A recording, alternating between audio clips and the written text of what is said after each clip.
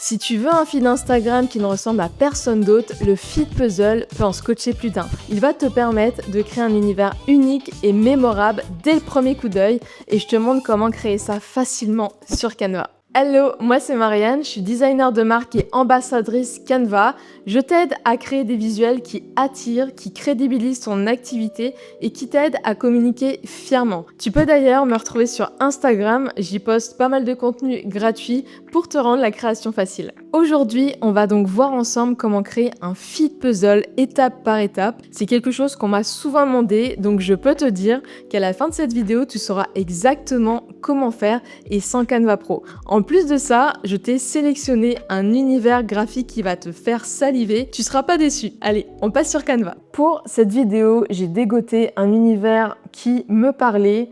Il s'agit de l'univers de Yeuz, qui est un commerce de bouche que j'ai découvert cet été durant mes vacances à Biarritz.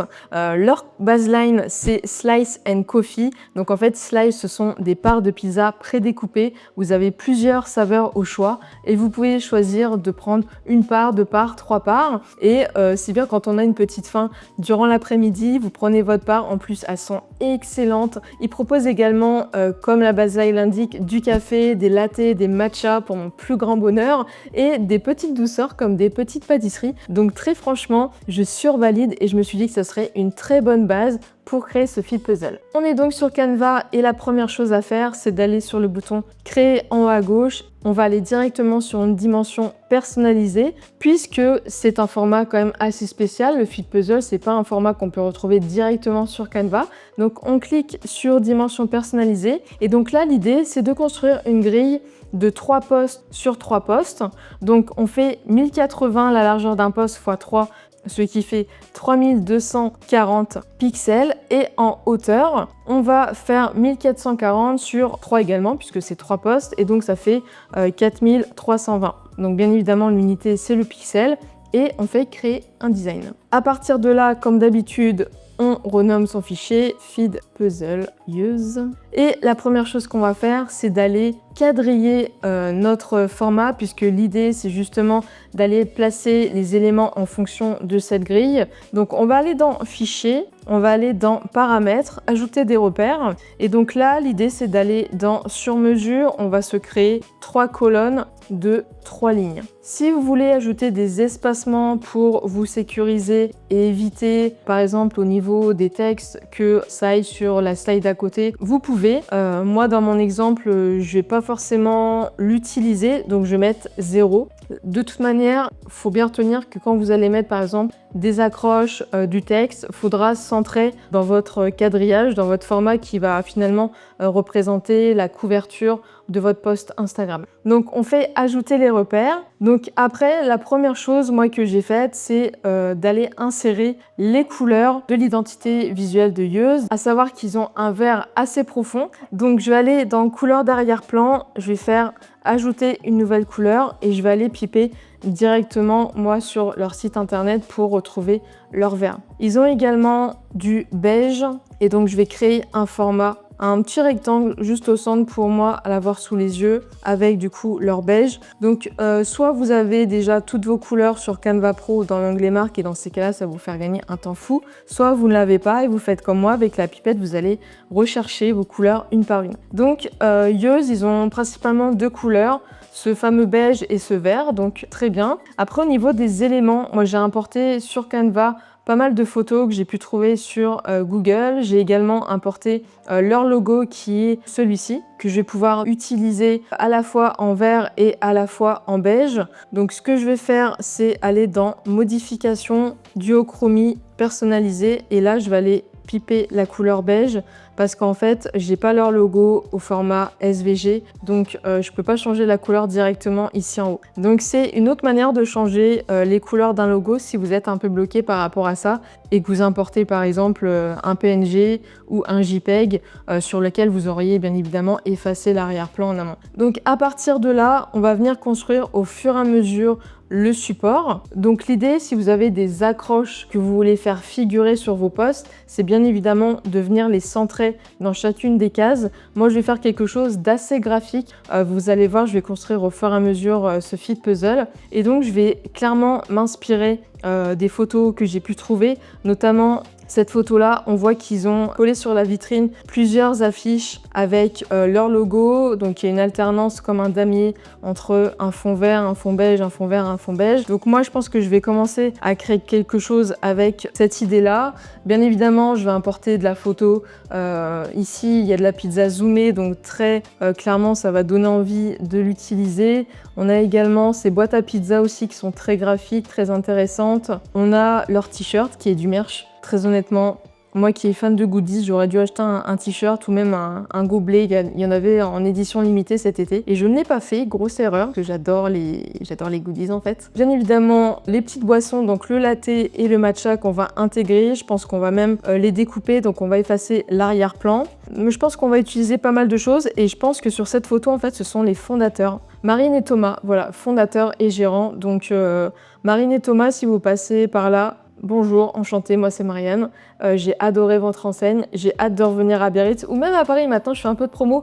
Il y a une nouvelle boutique à Paris, donc dès que je passe à Paris, je pense que j'y vais sans aucun doute. Je vais venir construire le feed puzzle au fur et à mesure. Vous vous en doutez, j'ai un peu réfléchi au truc en amont pour pas que j'y prenne 5 heures. Donc je vais venir composer le feed puzzle au fur et à mesure. Je pense que je vais aussi utiliser des cadres style Pola pour avoir un effet un peu moderne, un peu collage. Donc pour commencer ce feed puzzle, comme vous l'avez vu, j'ai posé ce rectangle beige. Je vais l'écarter des deux côtés. L'idée en fait d'un feed puzzle, c'est un peu de dépasser de part et d'autre des repères, un peu comme un carrousel panoramique, qui est d'ailleurs la vidéo précédente de ma chaîne. Si tu ne l'as pas vue, je t'invite à aller la voir. Donc l'idée, voilà, c'est d'aller un peu déborder de tous les côtés pour justement qu'il y ait cet aspect créatif qu'on retrouve pas quand on fait du post à post. Donc je vais dépasser des deux côtés, je vais mettre les deux logos ici en attendant. Ce que je vais faire également, c'est que je vais importer une première photo et notamment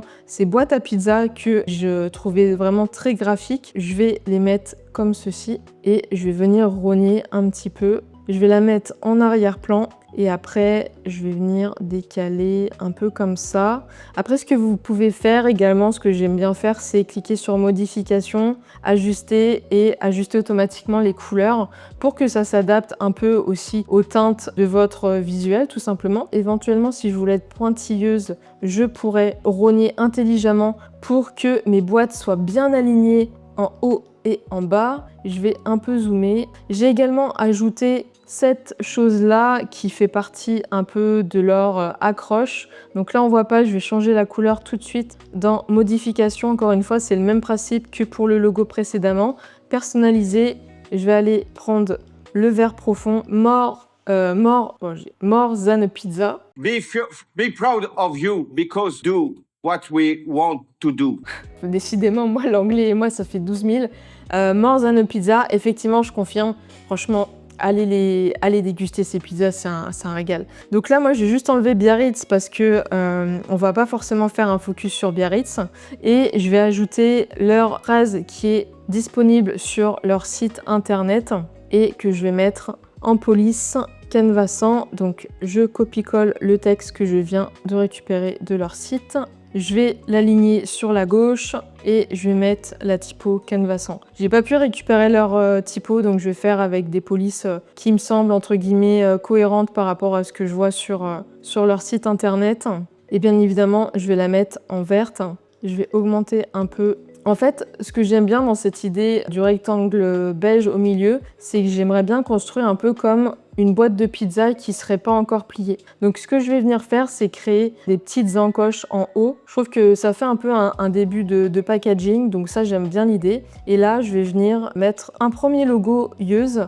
Bien évidemment, je vais le répéter plusieurs fois parce que une fois qu'on aura découpé les posts, il faut quand même que le logo puisse être présent, je trouve, sur chacun des posts. Et là, je vais mettre une autre phrase à 3 minutes à pied de la grande plage de Biarritz. Bien évidemment, le texte est modifiable, hein, je prends ce que j'ai sous la main pour mettre clairement autre chose. Sachant que, encore une fois, il y a une nouvelle adresse à Paris. Donc à partir de là, je pense que je vais rajouter un peu de texte en accumulation pour créer quelque chose de graphique. Donc je vais taper slice pizza Je vais utiliser la typo Hussard et je vais la mettre en beige bien évidemment. Je vais la mettre en majuscule avec ce petit outil. Et après dans les effets, moi ce que j'aimerais bien c'est faire apparaître uniquement les contours. Baisser un petit peu pour pas que ça soit trop gras. Et ensuite je vais zoomer, en tout cas agrandir la taille de la police. Hop, et je vais la dupliquer. À partir de là, je vais faire la même chose avec le mot coffee. Donc je vais dupliquer ceci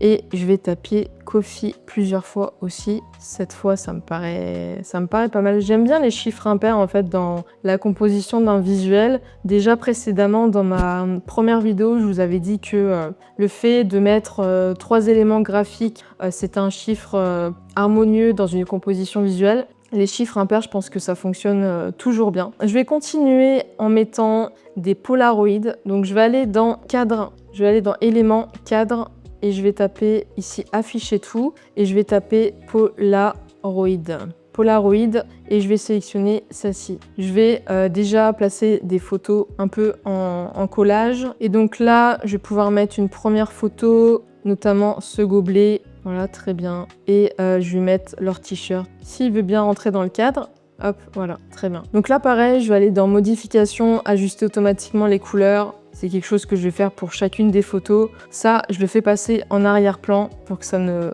gêne pas la photo. Je vais rajouter encore un coffee par-dessus ou deux. Je vais voir, ça encore une fois, je le passe en arrière-plan. Voilà, très bien. Je pense que je vais même un peu baisser la transparence pour pas que ça soit autant présent. Et je vais copier le style du coup avec le petit pinceau.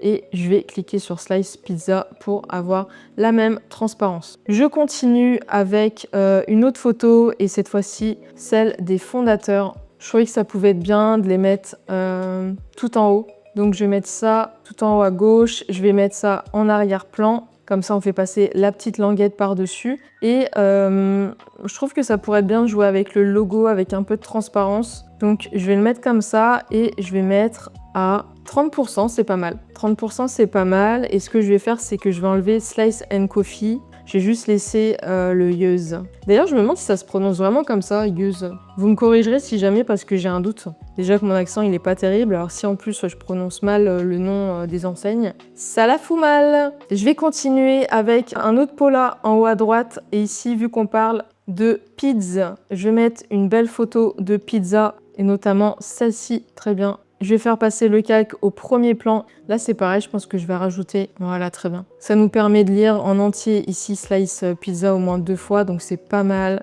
Et je vais ajouter maintenant cette pizza-là. Cette pizza-là, elle donne envie. Il me semble que je l'ai goûté d'ailleurs. J'ai goûté que 2 saveurs. En vrai, moi, j'aime bien les pizzas assez simples, style margarita, etc. Je trouve que c'est les meilleurs. J'adore sentir le goût de la tomate, etc. En ce moment, je suis un peu en rééquilibrage alimentaire. Je pense que c'est pour ça que je rêve d'une pizza un peu fat. Bref. On continue. Là, ce que j'aimerais bien faire, c'est jouer avec ces 2 boissons. Donc, ce que je vais faire, c'est que je vais prendre déjà celle-ci. Je vais la dupliquer pour également sélectionner la deuxième, le matcha. Voilà, très bien. En fait, je dégrossis un peu le travail et comme ça, après, je vais effacer l'arrière-plan. Donc là, j'ai bien ma première boisson qui est détourée. Je vais faire la même chose avec la deuxième. Et ce que j'aime bien faire, c'est d'ajouter un contour. Là, par contre, on voit le gobelet d'à côté. Donc, je vais faire modification, gomme magique. Bon, ça, bien évidemment, il n'y a pas sans Canva Pro. Donc, soit vous vous débrouillez pour faire en sorte qu'on ne voit pas le gobelet d'à côté. Moi, j'ai cette option-là, donc je la saisis, bien évidemment. D'ailleurs, si tu veux tester Canva Pro, j'ai un lien affilié qui t'attend sous cette vidéo qui va te permettre de tester toutes les fonctionnalités pendant 30 jours gratuitement et sans engagement. Et moi, ça va me permettre de soutenir mon contenu gratuit que je poste sur les réseaux. Donc, je te dis un grand merci si tu passes par mon lien. Donc là, j'ai supprimé le gobelet d'à côté. Je vais faire la même chose avec le second, gomme magique. Hop, je l'efface. Et après, je vais venir appliquer un contour. Hop, voilà, très bien. Donc là, pour mon premier gobelet, je le sélectionne, je vais dans modification, je vais dans ombre, bordure, et je vais mettre une bordure blanche. Je vais baisser un tout petit peu l'épaisseur, donc 20 c'est pas mal. Et ce que je vais faire, c'est que je vais du coup sélectionner ce premier gobelet, je vais encore une fois utiliser le rouleau de peinture, et je vais l'appliquer sur mon deuxième gobelet. Ah, ça fait un truc bizarre, donc je vais le faire à la mano, c'est pas grave. Ombre, bordure, blanc, et en vain. La cohérence, c'est vraiment important, donc n'hésitez pas à mettre les mêmes tailles un peu partout. Dès lors que vous faites un titre sur vos posts, essayez d'avoir la même taille de titre. Autour de vos textes, essayez d'avoir la même épaisseur, c'est ce qui va vous permettre d'avoir une cohérence et une harmonie visuelle, donc c'est super important. Là, je vais venir placer mon premier gobelet un peu comme ça. Encore une fois, il va déborder sur mon visuel en haut et à droite, et celui-ci, je vais venir le chevaucher comme ceci par-dessus pour avoir quelque chose d'un peu graphique, d'un peu style collage. Donc ça, j'aime bien. Je peux venir un peu grossir ça éventuellement. Très bien, ça commence à avoir l'effet escompté, donc ça c'est chouette. Et comme je vous l'avais dit, je vais également essayer de refaire ce petit patchwork. Donc là, en fait, je vais partir d'une forme rectangle, donc avec ma touche R de mon clavier. Je vais créer en fait un damier. Donc là, je vais dupliquer déjà 3 sur une ligne que je vais venir étendre pour avoir la bonne largeur. Et je vais faire pareil en hauteur. Donc là, je vais sélectionner vraiment tout et je vais étirer en hauteur. Donc là, j'ai mon damier. Là, je vois que c'est pas hyper bien calé, donc je vais ramener un peu plus ça comme ça. Vous pouvez zoomer pour être un peu plus précis, ça sera toujours mieux. Donc là, je resélectionne, j'ajuste un petit peu, voilà. Là, je vais créer mon damier, donc je vais changer les couleurs. Et là, je vais mettre du coup du beige. Ce qui peut être intéressant, c'est de supprimer un des damiers pour laisser apparaître une partie de la pizza, redimensionner un peu l'image pour qu'on voit un peu plus voilà, cette partie-là. Je voulais très bien. Là, ce que je peux faire également, c'est rajouter un petit morceau du damier pour, encore une fois, déborder sur l'image à droite. Et après, ce que je vais faire, c'est utiliser le logo tout simplement en accumulation, comme sur leur vitrine. Je vais zoomer un petit peu. Là, je vois qu'il est passé sous le calque, donc je le mets par-dessus. Et le dernier, c'est pareil, calque au premier plan. Et je vais faire ceci, mais du coup maintenant avec le logo en beige, duochromie, personnalisé. Je vais aller choper le beige avec la pipette et je vais aller dupliquer. Ah, il est passé en dessous. Le petit coquin. Si je mets en dessous, encore en dessous, ça va pas le faire. Calque au premier plan, voilà. Et là, je vais sélectionner les deux. Encore une fois, calque premier plan. Et pour le dernier, hop, voilà. Je pense que j'ai tous les éléments que je souhaitais, donc ça c'est super. Vous me direz ce que vous pensez du rendu. Là, je vois que j'ai un petit décalage, donc je vais venir ajuster, hop, bien s'aligner sur les lignes. Et là également, je vais déborder pour éviter d'avoir... Ce que je peux faire, en fait, je vais réduire la taille de la photo, comme ça, j'aurai pas ce problème-là. Et je peux réduire encore du coup. Voilà, comme ça, j'ai encore plus de détails, c'est parfait. Voilà. Donc, voilà le rendu. Encore une fois, vous me direz ce que vous en pensez. Tous les ingrédients y sont. On voit les coffees, le matcha, les produits dérivés. On voit la pizza, on voit les fondateurs, on voit les boîtes à pizza. Franchement, tout y est. Donc je suis trop contente. Et maintenant, l'étape d'après, bien évidemment, c'est d'aller découper ce visuel-là. Donc il y a une application très simple incorporée dans Canva qui s'appelle Image Splitter. Donc il faut juste aller dans Application, Image Splitter. Voilà, c'est la première, il suffit de cliquer dessus. Donc là, en fait, il me demande de télécharger le design ou de choisir un fichier. Donc je vais télécharger en premier lieu mon fichier en PNG, je le télécharge, voilà. Et donc là, je vais aller choisir mon fichier. Voilà, il est importé. Donc là, au niveau du nombre de lignes, on est sur 3 sur 3.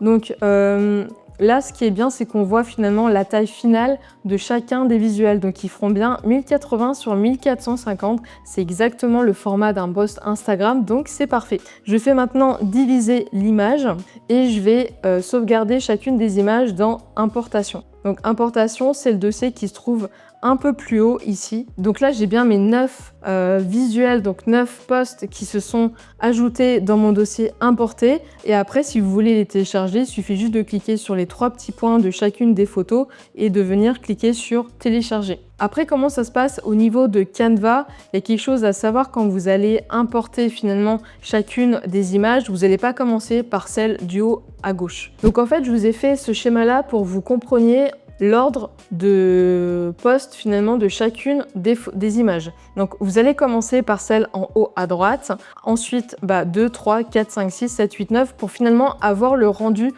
vous voyez directement ici sur Canva. Parce que si vous commencez par celle en haut à gauche, tout va être déstructuré et donc ça va être un peu la misère. Je sais qu'il y a eu déjà pas mal d'erreurs chez mes clients qui ont posté ligne par ligne en pensant bien faire, mais faut vraiment commencer par celle en bas à droite. Et voilà, tu sais maintenant exactement comment construire un feed puzzle sur Canva. De quoi capter l'attention immédiatement sur ton compte Instagram. N'hésite pas à me dire en commentaire si tu comptes tester ce format puzzle. En tout cas, si cette vidéo t'a aidé et que tu l'as aimé, pense à t'abonner, à liker et à activer la petite cloche pour ne pas rater mes prochaines vidéos. Et si tu veux gagner du temps, tu peux également accéder à ma bibliothèque de templates Canva gratuitement. Je te mets le lien sous cette vidéo. En tout cas, je te dis à très bientôt pour une nouvelle vidéo. C'était Marianne. Bye bye!